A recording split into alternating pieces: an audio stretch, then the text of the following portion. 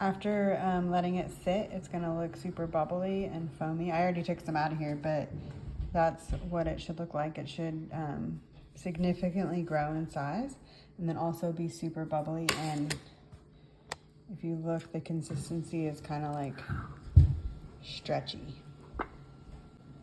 So then you're gonna put a bowl. It should be glass or sometimes I use these bowls. I forget what it's called, but not metal, basically. So you're gonna tear it out after you put it on, so it's at 0. And then you add 50 grams of sourdough starter. If you have any extra in your bowl, you can just put it back in your big discard. So like I'll add this to my discard bowl, just so that you don't throw it away, basically. That's what I'm saying. I use all-purpose flour, so it's a little bit less dense than the bread flour that the recipe calls for. So I only do 325 grams of water. But the recipe is the 50 grams of the active sourdough starter and then 10 grams of sea salt. And if you get, that's 11 grams. If you get over a tiny bit, it's totally fine. With the water, you don't want to get over too much, but don't try to fish it out if it's just a gram or 2. And then I always add in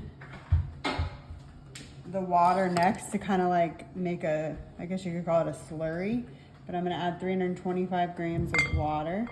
If you can try to use filtered water, just because all of the chlorine and stuff in tap water can alter the bacteria of your starter and not make it not as strong.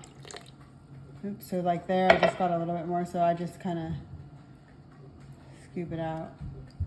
It's not as scientific as baking a cake, so it's nice. It's very forgiving. I have this bread whisk, but you could just use a rubber spatula as well. So I just kind of swoosh it around so the starter gets mixed up. I don't know if you necessarily need to do that, but that's just what I do. And then it is 500 grams of flour.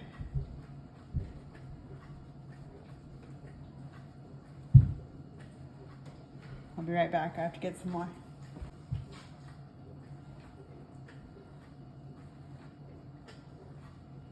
All right, and then you're just going to mix it up.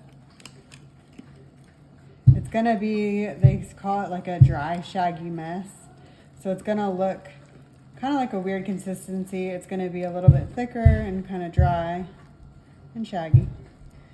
But you're gonna then let it sit for 1 hour, and then you're gonna do some stretch and folds. But that first hour that you're letting it rest, it's allowing the dough time to soak up the flour and become a more wet, moist dough. So you just kind of want to make sure you mix it around and you get all these dry clumps that are down at the bottom incorporated. But see how it looks kind of, this is what they mean when they say dry, shaggy. So it looks kind of dry. And in an hour, it is not going to. And so sometimes when it's giving me a little bit of a hard time at the bottom, I'll just do one final mix with my hands because I can kind of smush it together and get it kind of more incorporated. And then I just kind of get all the things on the side because why not? And then you're gonna cover it and you're gonna let it rest for 1 hour and see how it just looks. This does not look like dough for a loaf of bread.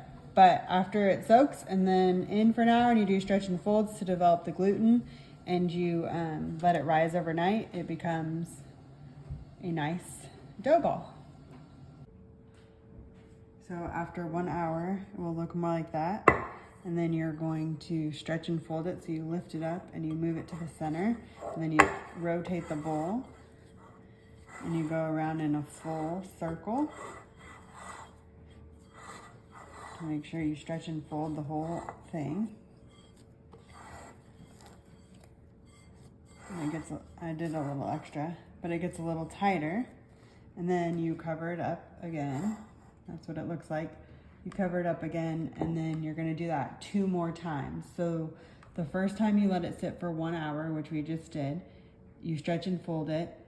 Then you wait 30 minutes and you stretch and fold it again, the same thing we just did. And then you wait another 30 minutes and do the stretch and folds 1 more time. And then after that, you're gonna let it rest overnight for 8 to 10 hours, or during the day, depending on when you finish the stretch and fold. So whenever you finish the 3 rounds of stretch and folds, you wait 8 hours, 8 to 10 hours. Let it just sit on the counter and rise, and then you will shape it. So I always cover it, either I have one bowl that has a lid, but I'm just covering it with a wet towel today. So then on the last stretch and fold, it looks like that. And then you do the last one, so you work your way around the whole bowl.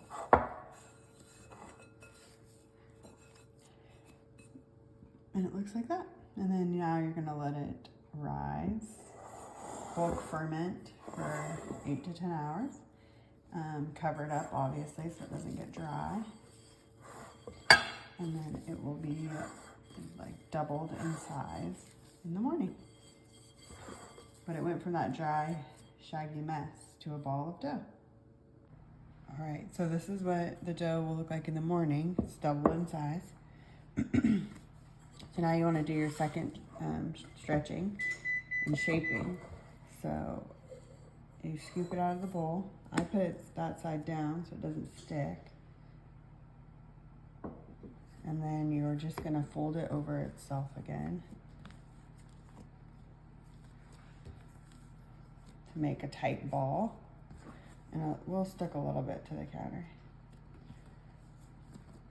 And then once you've done that, you're gonna flip it over, and then you just kind of tuck under like this to make it even tighter. And then you're going to